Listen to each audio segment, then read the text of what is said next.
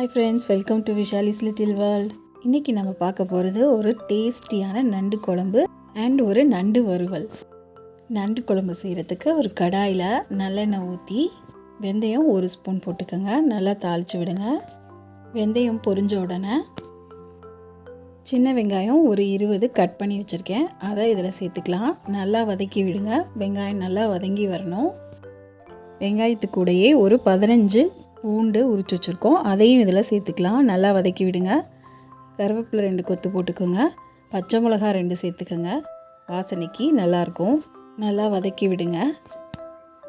வெங்காயம் நல்லா வதங்கி வந்தோடனே 3 தக்காளி எடுத்து வச்சுருக்கேன், மீடியம் சைஸ் தக்காளி நல்லா நறுக்கி வச்சுருக்கோம், அதை இதில் சேர்த்துக்கலாம். தக்காளியும் வெங்காயம் நல்லா வதங்கி வரணும். குழம்புக்கு தேவையான உப்பு சேர்த்துக்கலாம். கல் உப்பு சேர்த்துருக்கேன், இதையும் சேர்த்து நல்லா வதக்கி விடுங்க.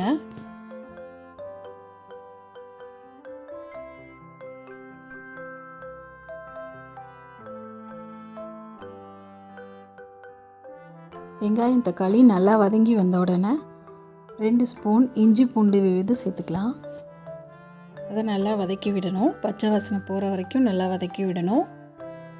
நண்டு குழம்பு இந்த மாதிரி ஒரு தடவை வச்சு பாருங்கள், ரொம்ப டேஸ்ட்டாக இருக்கும். நீங்கள் இனிமேல் நண்டு வாங்கினீங்கன்னா இந்த மாதிரி தான் வைக்கணும்னு நினைப்பீங்க, அந்த அளவுக்கு நல்ல டேஸ்ட்டாக இருக்கும். நல்லா வதக்கி விடுங்க. வதங்கி வந்தோடனே 1 ஸ்பூன் மிளகாய்த்தூள், 1/4 ஸ்பூன் மஞ்சள் தூள் சேர்த்துக்கலாம். 2 ஸ்பூன் மல்லித்தூள் சேர்த்துக்கலாம். இதை நல்லா வதக்கி விடுவோம்.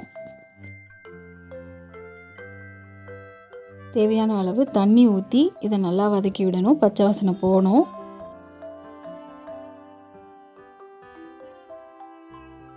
வெங்காயம் தக்காளி மசாலா எல்லாம் நல்லா வதங்கி எண்ணெய் பிரிஞ்சு வர அளவுக்கு நம்ம இதை வேக விடணும். நான் இந்த நண்டு குழம்பு புளி கரைச்சி தான் வைக்க போகிறேன். புளி இந்த அளவுக்கு நான் எடுத்திருக்கேன். 1 கிலோ நண்டுக்கு புளி இந்த அளவுக்கு நான் எடுத்திருக்கேன். நல்லா கரைச்சி கொஞ்சம் திக்காகவே எடுத்துக்கலாம் புளி கரைசலை. குழம்பு நல்லா வெந்து வந்திருக்கு பாருங்கள், எண்ணெயெல்லாம் பிரிஞ்சு வந்திருக்கு. இந்த டைமில் நம்ம புளி சேர்த்துக்கலாம். புளி கரைசல் ஊற்றிக்கலாம்.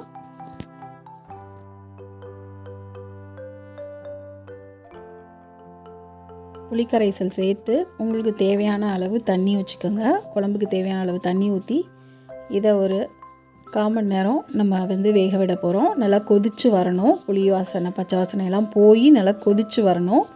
குழம்பு நல்லா கொதித்து வரட்டும். இன்றைக்கி லஞ்சுக்கு நண்டு குழம்பும் நண்டு வறுவலும் நம்ம செய்ய போகிறேன். நண்டு வறுவல் இப்போ செய்ய போகிறோம். நண்டு ஃப்ரை பண்ணுறதுக்கு நான் மசாலா ஏற்கனவே தடவி வச்சுட்டேன்.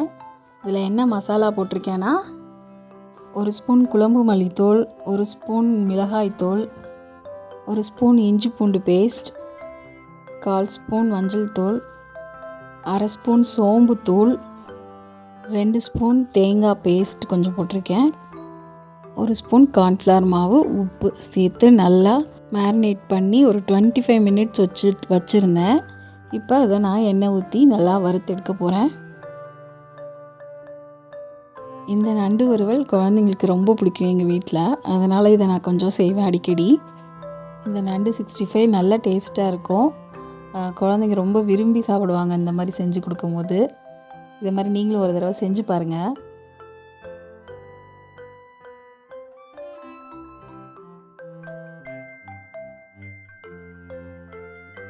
நல்லா 2 சைடும் திருப்பி விட்டு வறுத்தெடுங்க. நண்டு வறுக்கும் போது வீடு முழுக்க ஒரே வாசனை, பயங்கர வாசனையாக இருக்குது இந்த நண்டு வறுவல்.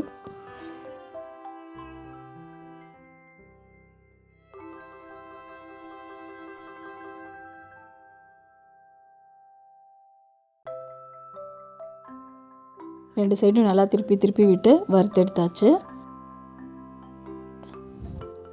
அவ்வளோதான், இதை பிளேட்டுக்கு மாற்றிட வேண்டியதான். நண்டு வறுவல் ரெடி ஆகிடுச்சு.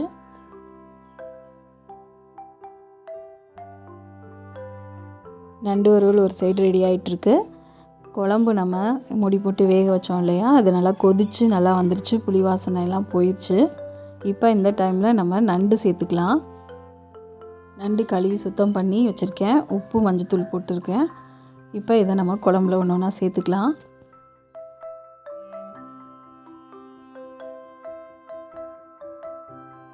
நண்டு குழம்பு இந்த மாதிரி ஒரு அகலமான பாத்திரத்தில் செய்யுங்க, அப்போ தான் நண்டு போட்டோன்னே நமக்கு பாத்திரத்தில் இடம் இருக்கும், வேக விட முடியும்.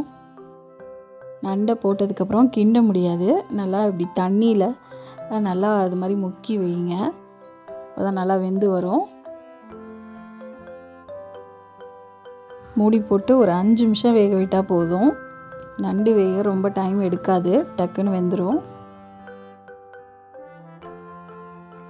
பாருங்கள், 5 நிமிஷத்துக்கு அப்புறம் நல்லா வெந்து வந்துருச்சு. இந்த டைமில் நம்ம வந்து தேங்காய் பேஸ்ட் கொஞ்சம் சேர்த்துக்கலாம். 1/4 மூடி தேங்காய் கூட 1 ஸ்பூன் சோம்பு போட்டிருக்கோம், சேர்த்து அரைச்சி இந்த தேங்காய் பேஸ்ட் ரெடி பண்ணியிருக்கேன். அதை இதில் சேர்த்து நல்லா கொதிக்க விடலாம். ஒரு 5 நிமிஷம் கொதிச்சா போதும், குழம்பு ரெடி ஆகிடும். அவ்வளோதான், குழம்பு ரெடி. மல்லித்தலை தூவி குழம்பு இறக்கிடலாம்.